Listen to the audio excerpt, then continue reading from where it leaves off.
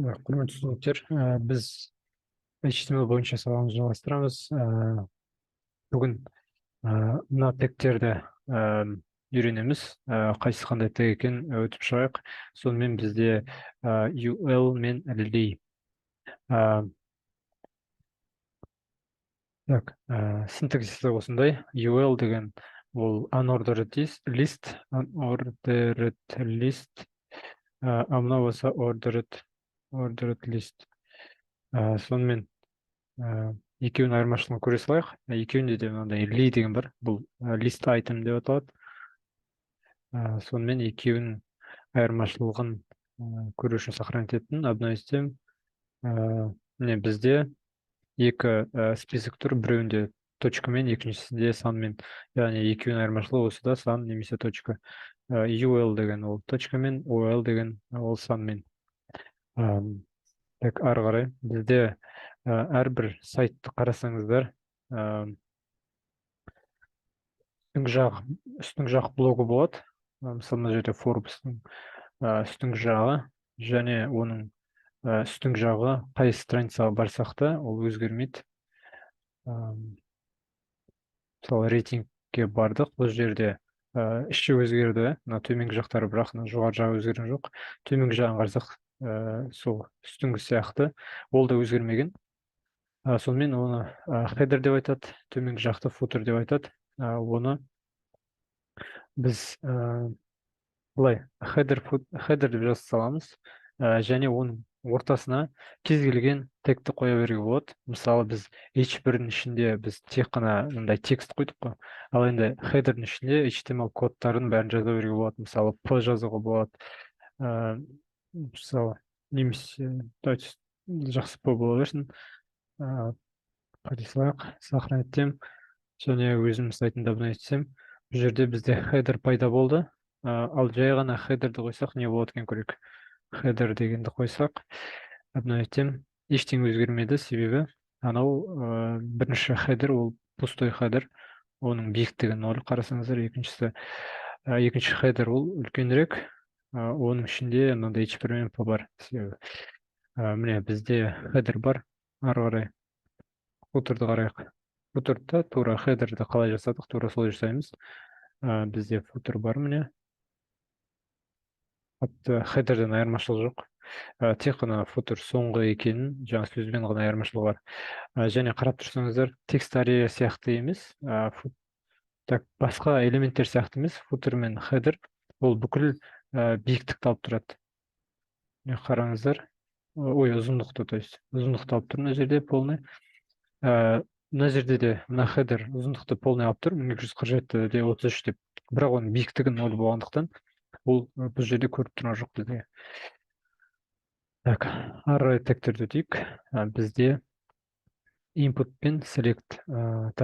Біз осыған дейінгі элемент өткен тегтер, оның бәрі тек қана біз көретін элементтер болды. Взаимодействие жасамаймыз, сондықтан взаимодействие жасайтын тегтерді өтейік. Ол input. Мысалы input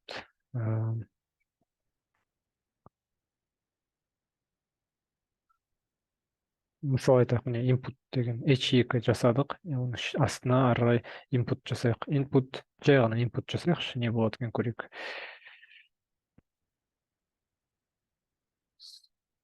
Көрейік. Input, оның ішінде input-тан кейін бірден бізде мынандай input тұр, және ол бізге дайын input-ты жасап берді. Ішінде жазуға болады. Не жазуға болады? Кез келген сан жазуға болады, әріп жазуға болады, символ жазуға болады. Яғни бұның типі жай ғана текст. Текст десек те қатты айырмашылық болмайды. Себебі по умолчанию ол текст.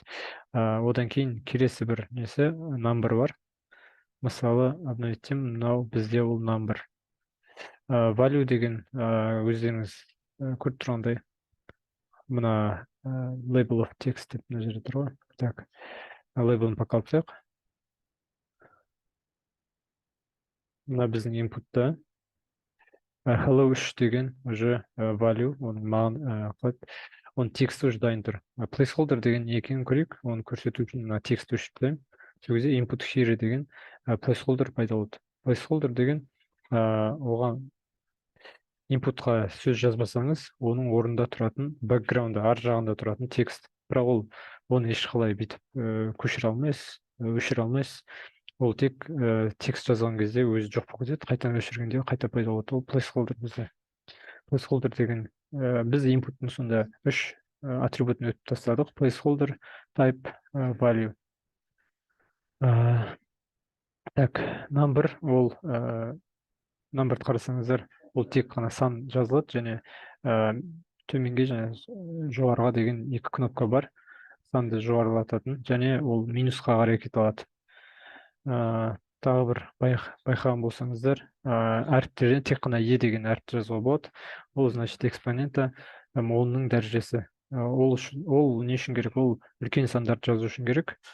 Өте үлкен сандарды, мысалы JavaScript ол қабылдамайды, сондықтан е деген әріпті қолданылады. Ары қарай кеттік. Ары қарай тип чекбокс деген бар бізде. Так, лейбл деп салайық. Лейбл деген өзі атайды тұрғандай, мысалы мына инпуттың ішіне лейблді салайық. Лейблдің ішіне инпутты салайық. Және лейбл болсын. Мынандай лейбл қасында пайда болды. Оның мағынасы мына ол инпутпен өте қатты тығыз байланысты. Лейблді басатын болсақ, инпут фокус жасайтын болады. Ал мына чекбокс жаңа жасадық қой. Чекбокс, инпут чекбокс деген ол бізде мынандай множественный выбор жасайтын төртбұрыш элемент. Және лейблдің бұл жерде көмектесетін нәрсесі. Мысалы, лейбл жасайық мына жерге. Лейбл.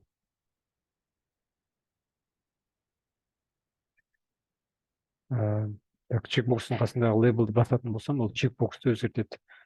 Мысалы, мына жақта өзіне үстіне басуға болады чекбоксқа, немесе текстке басуға болады. Лейблдің сондай күшті функциясы бар. Array өтейік. Array, радио дегендер бар. Так, радионы қарапайым радионы былай жазсақ болады. Екі радио бар бізде. Радионың чекбокстан айырмашылығы, біреуін ғана таңдауымыз керек. Array-нан өшіре алмаймын. Тағы екінші рет бассам, ол өзгермейді, ол таңдалып тұра береді. Оны яғни екіншісін басу арқылы мынаны кетіре аламын. Бірақ мен басқан кезде кеткен жоқ, значит, мен бір нәрсені қате істедім. Ол үшін бізге жаңа атрибут қосылады. Name деген өте көп кездесетін болады. Әзірге ол name деген атқаратын радиода өте көмектеседі. Радио бір дейік, мысалы. Name, радио бір деп екеуінде бірдей қылып атау керек. Сол кезде ол браузер түсінеді, ол екеуі бір нәрсеге жауаптанатын.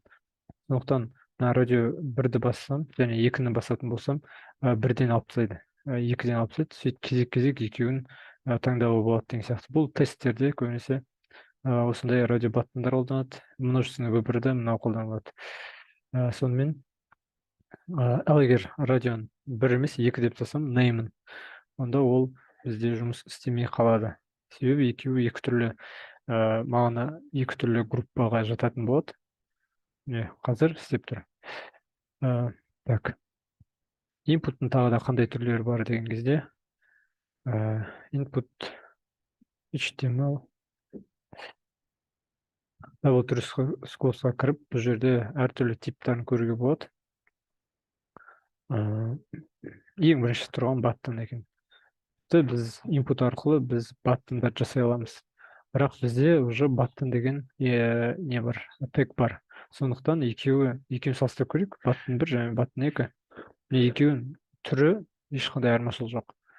Бірақ енді былай кодпен қарағанда біреу input, біреу екіншісі баттон. Так.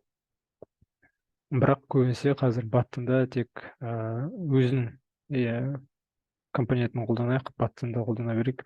Инпутты баттон ретінде қолданып керек емес. Color деген бар. Color ол жаңа көріп тұрғандарыңыздай цвет таңдау үшін бұл жерде мынандай цвет таңдайтын кнопкасы бар. Кез келген цвет таңдай салуға болады.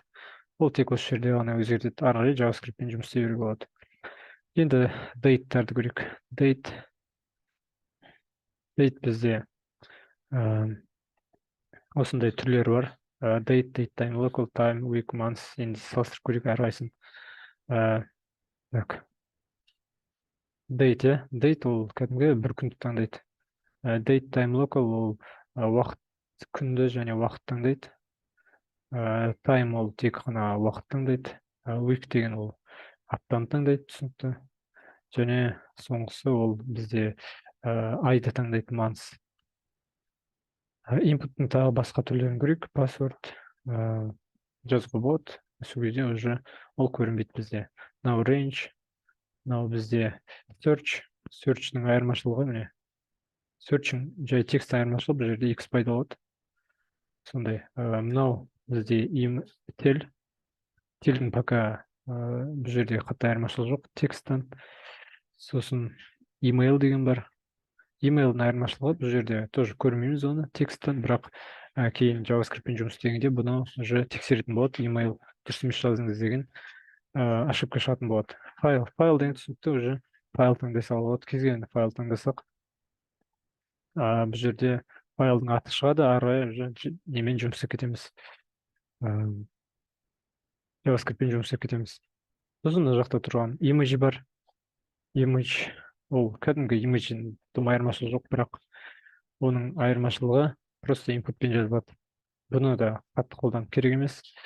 Ары қарай select деген өтейік. Select ол обычный выбор. Оның жазылуы осылай болады, опшндарды қоса беруге болады тағы да. Қанша қосқым келсе, сонша қоя беруге болады. Әртүрлі әрине. Сосын ары JavaScript-пен оны көреміз. Так. Ары қарай текст аррейін өтіп жүрейік.